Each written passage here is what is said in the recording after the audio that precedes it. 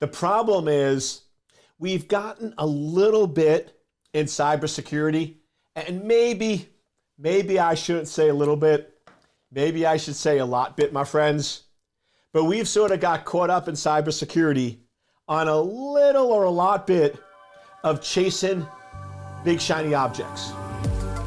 Welcome to Life of a CISO.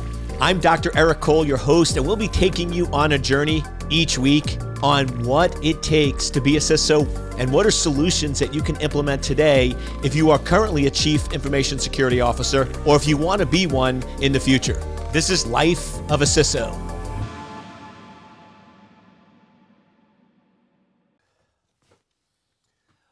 Welcome, welcome, welcome, welcome. I hope you know what time it is, because I know what time it is. It's time for Life of a CISO with yours truly.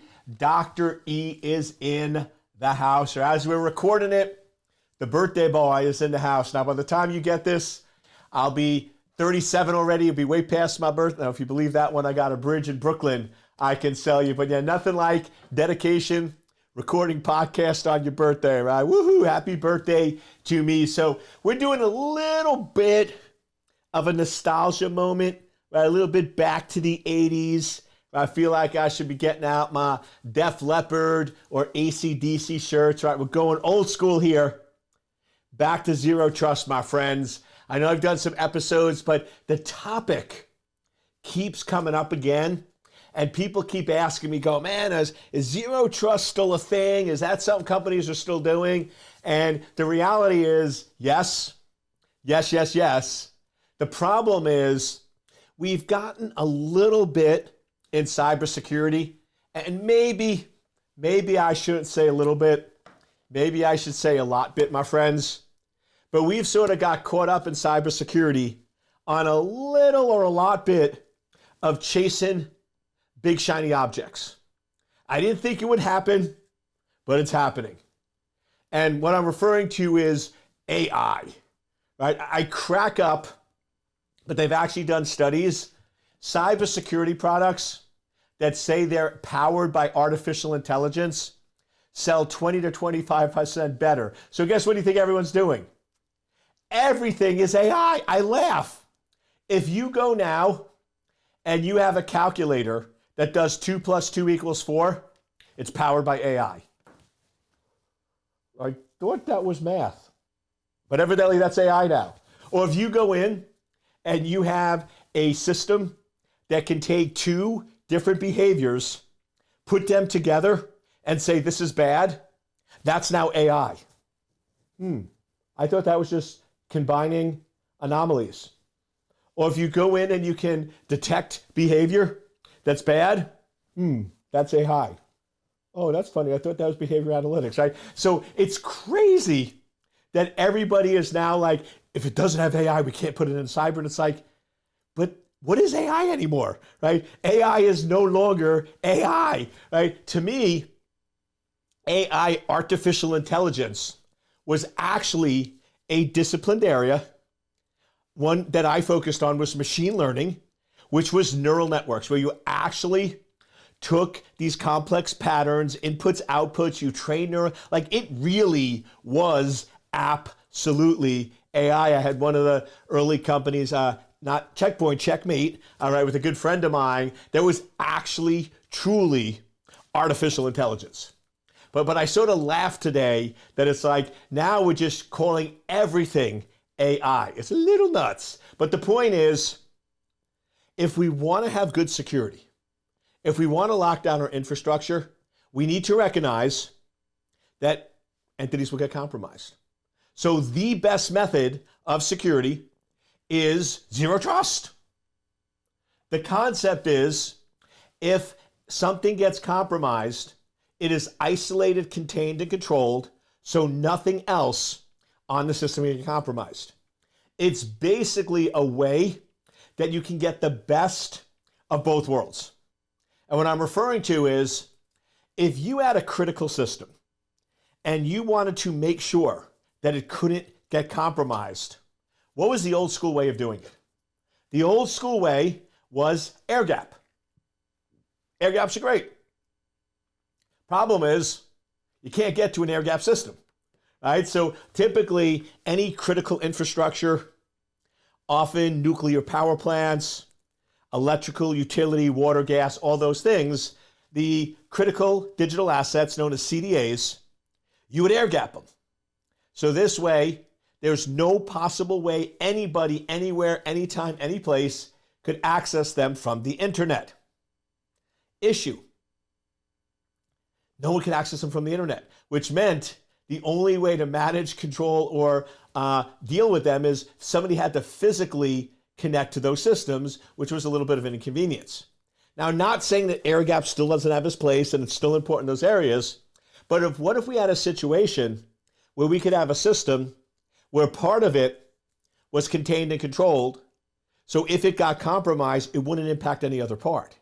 So now you can sort of have a system that's almost like a mini air gap, where you have two components or two programs or two entities running on the same physical server, but they're isolated and contained. So if one gets compromised, the other one's still good and still healthy. And that's sort of the whole premise behind zero trust. And to me, the buzzword is sort of worn off. You really don't hear a lot of people talking about it. Right? The books have been written, the contracts have been negotiated, right? And that is done. But I'm like, wait a second. That's actually a really good idea. Right? AI is AI. You can do what you want with it. I'm a huge AI fan. I think people over-label, over-hype, and overuse the term, and they don't really understand what it is, but it sounds super cool. But to me, if you want to get really good security, if you want to be a CISO that makes a difference, if you want to push the envelope, then you don't have to call it zero trust. I was doing zero trust before they called it zero trust. So I was sort of laughing when they're like, oh, there's this new concept called zero trust. And I'm like, tell me about it. They told me, I'm like, okay, that's security. It's like, no, it's zero trust. I'm like, no, that's just what I call good security, right? So if you're a CISO or you're a security engineer and you want to have good, rock solid security, then I'm going to go over the core principles, which fall under the umbrella of zero trust. But I feel like with all of the AI and hype on everything else out there, we need to sort of go back to the basics. We need to go back to the cores. So let's just come up with a zero trust architectural model for our entire network. So let's start with the endpoint. So if we go in and we start with an endpoint, we start with the most basic component of an endpoint, which is a program. So we have our endpoint set up that every single program is running and isolated from any other program. Now, if one program gets compromised, it doesn't impact any other program. Wait a second. So you're telling me that if I'm running an email program and I get a phishing attack and I'm tricked, manipulated, or fooled, and I click on the link and my email client gets compromised, it doesn't compromise anything else on the system, which means it doesn't compromise any other host, which means it doesn't spread outside of that program. Wouldn't that solve a lot of our problems? Yes. And what's crazy is that technology exists. But for some reason, and I don't know why, companies are chasing after all the AI, all the behavior analytics, everything else. Don't get me wrong, there are some really good solutions out there. And if they just implemented application level zero trust, they just did that, the number one vector, the number one issue, the number one way systems are being compromised today, boom, be fixed. Isn't that crazy? And like I said, with today's computers where you have so much RAM, so much memory, so many CPUs, there is actually many different virtualized technologies completely and totally transparent to the user, where you can go in on your endpoints, every endpoint, and every single application runs in a separate, isolated virtual machine. So now, if your mail client gets compromised, contained. If your browser gets compromised, contained. If I was a CISO and I was at a company, that is the technology I would push and focus and put all my energy and effort to deploy. Because think about it. The number one source for ransomware, the number one source for data breaches, the number one source for all this malware are people clicking on links, infecting their system, and spreading across the network. So if we could just zero trust at an application level, if we could solve just that problem, all of a sudden, miracles start happening on our network. It's Christmas every day. Wouldn't that be freaking awesome? So yes, if you're looking to make a big win, you really have two options. You can either go in, which I've tried, and get companies to block all embedded links and attachments on emails. I've tried. It gets bloody. It gets ugly. You can do it. You can do it, but you have to have a CISO that really buys in. And I'll give you an example. Nobody likes having things taken away from them. So we had a company, they couldn't do the zero trust because they had some unusual applications in the way they did things on the network. But they were getting hit with phishing attack after phishing attack after phishing attack. I mean, they were getting hit with ransomware like it was going out of style, my friends, and they did not know what to do. So I'm in a meeting with the executive team of about 20 people, and I'm like, it's simple. I've analyzed your network. I've looked at the traffic. Trust me. If you blocked embedded links and attachments, your problems would go away and you'd have no impact on the network. Well, you would have thought, based on how they were acting, that it was kidnapping their puppies. I mean, they were freaking out. You can't do this. You're going to break the network. And I'm like, guys, it's not going to have any impact. But they wouldn't believe me. Freak out. So the meeting ends, and I knew this CEO really well. We've worked together on some other ventures. Trusted him. He trusted me. I've always had his back. So everyone leaves and goes, Eric, stick around. He goes, how confident are you that you're not going to break the network? I'm like, confident. He goes, do it. He goes, don't tell anybody, but I trust you. Just block all attachments and embedded links. Do it. So we do it. Guess what happens? Nobody notices. Guess what also happens? Their attacks go from 3 to 4 compromises a month to 0 for 3 months in a row. So we come back to the next board meeting 3 months later, and the executive goes, this is the first quarter we've had no infections. We went from an average of 12 to 15 per quarter to 0. And everyone starts, see Eric, and the CEO's like, stop. Before you say anything, stop. Eric, tell him. I'm like, no. He's like, tell him. I'm like, I don't want to do that. And I go, okay, after the meeting, we met, and the CEO told me to block all attachments and email. Guess what? For the last 90 days, all attachments and embedded links were blocked. And guess what happened? None of you noticed. Well, I might have put an adjective in there, but we'll keep it clean for this. Nobody noticed, and you had no infections. Have a nice day. Right. So you could do that. That's an option, but I'll warn you, bloody, hard, difficult. Most CEOs aren't going to be like that CEO and have your back. Or the other option is just zero trust of the application. Just like you're installing a new antivirus or endpoint security, just like you're doing an upgrade to an operating system, you roll out the solution, very transparent. I don't have any investment in any of this tech, so I probably should, because I could probably make a lot of money on it. I don't, I'm just here to help you. But imagine if we just zero trusted the application. That and that alone. That solves the big problem. So that's sort of what I call in my thing, level 1 zero trust. Level 1 zero trust, every application on the desktop runs in an isolated, contained environment. And if that gets infected, it doesn't affect anything else. Great way to stop phishing, malicious surfing, drive-by downloads, and all that stuff. So that's sort of what I call level 1. Level 2 is if that doesn't work. Let's say for some reason it escapes or breaks out, because we want defense in depth. We want layers of protection.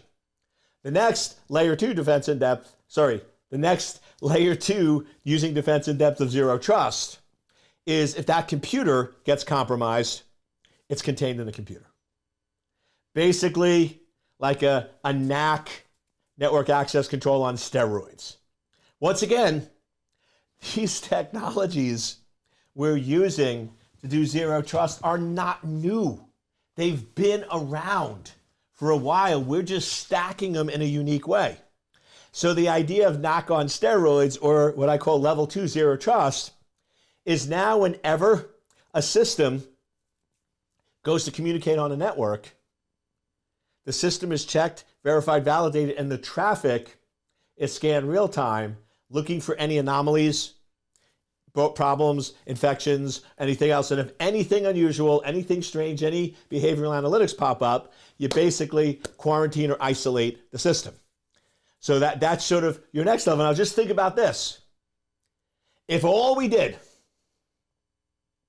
was level 1, level 2 zero trust. So now every application isolated, and then even if that doesn't work, if a computer gets compromised with the phishing, drive-by download, or malicious, that's isolated. Doesn't that take away most of our problems? Doesn't that take away most of our issues or challenges? Yes. And then you can move on. Level 3 is you do it by segment, and then you do it by network, and you sort of work your way up. But in most cases, if you just do those 2 levels, that takes care of most of your problems and most of your challenges. And then couple it with some simple security measures. What are the number 1 method of compromise? We talked about it. Phishing, drive-by downloads, attacking clients, taking over the system. What is the second biggest source of compromise? Servers. Now, servers, you could use zero trust, but servers are easier. What is the number 1 source of server compromises?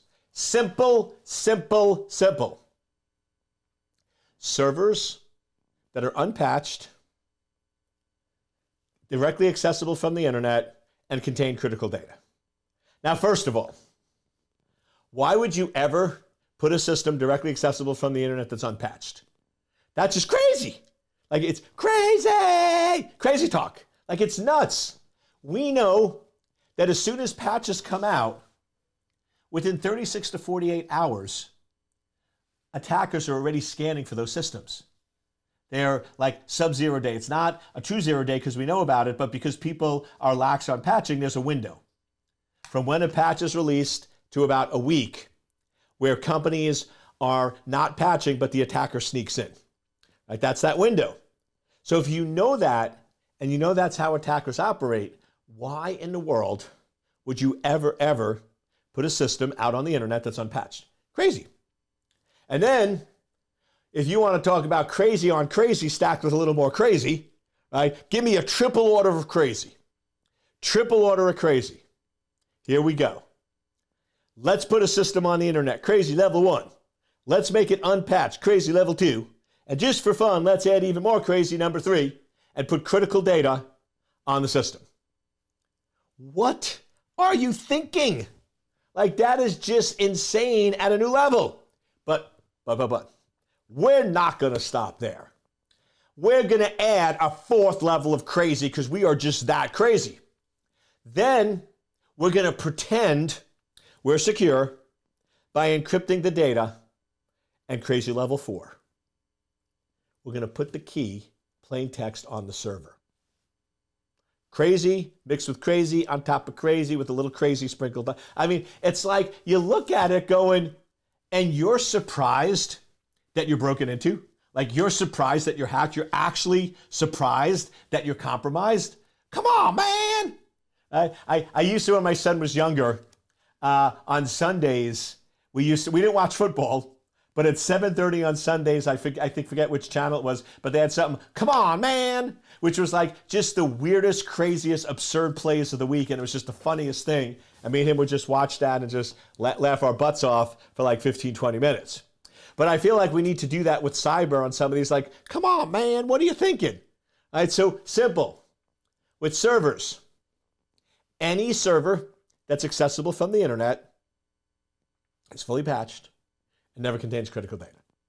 Let's not even deal with the key. That's just nuts. Let's just not have any critical data on internet-facing systems, and let's make all of our internet-facing systems patched. That's not that hard. So there we go. If you want the solution for 2024, you want to be CISO of the year, you want to have your network locked down, secure, protected, two things. Your endpoints, your clients, you do a little bit of double zero trust. You have applications isolated with NAC+. So now, if you get hit with a phishing attack or a drive-by download or anything like that, it's contained and controlled at the application level. If that fails, we have NAC there to isolate and contain that system. Boom, we've taken away the phishing. Next big vector is server-based attacks, and we take away the quadruple crazy. Any system accessible from the internet, directly accessible from the internet, that you can directly access, even if it's behind a firewall, if you're directly accessing the server, it is accessible from the internet. You patch it, and then you patch it more. And oh, by the way, you patch it right away. Oh, but Eric, you gotta wait 20 days before you apply a patch. According to who? Oh, Eric, you know, if you apply patches right away, it could put the system in a... Okay, give me data.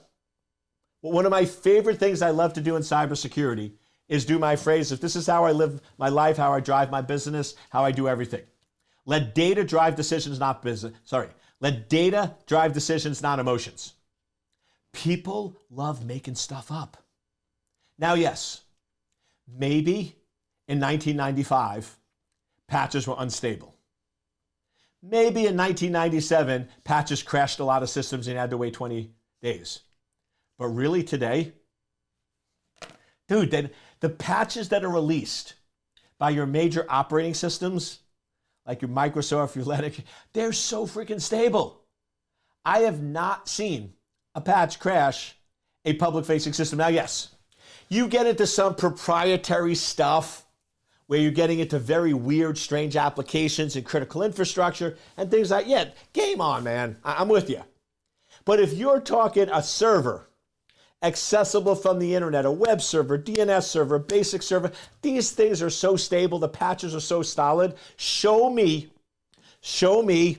a patch that's crashed an internet-facing system in the last 5 years. Can't find it. Now, I've been wrong, so show me. Like, post it below. I'd love to hear it. But this is where we need to let data drive decisions and not emotions and stop making stuff up.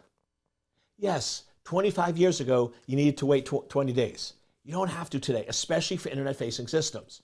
So internet-facing systems, you patch out of the gate. Now, if you're paranoid, incremental rollout.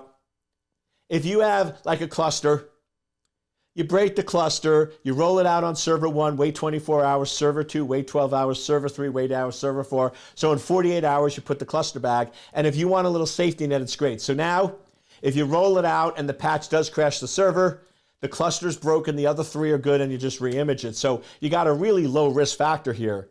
But like I said, you just do a break cluster, you do a 24, 12, 8, and you're off to the races. So you do those two things. You get your clients with some zero trust, you get your servers with no quadruple crazy. You patch in no critical data. Dude, we got some solid architectures going on. So people are always asking me for what are the key things to focus on in 2024? What are the key factors? What is the new technology? And everyone's going after AI and behavior and all that stuff. Go back to the basics. Until you have your endpoints protected and secured from phishing and your servers protected from known threats because they're not patched, then and only then do you move up. But it cracks me up because a lot of these companies, they're rolling out AI behavior analytics and the basic foundational items are not fixed. Focus on those, move to the next, and my friend, this will be the best year you've ever had in cybersecurity.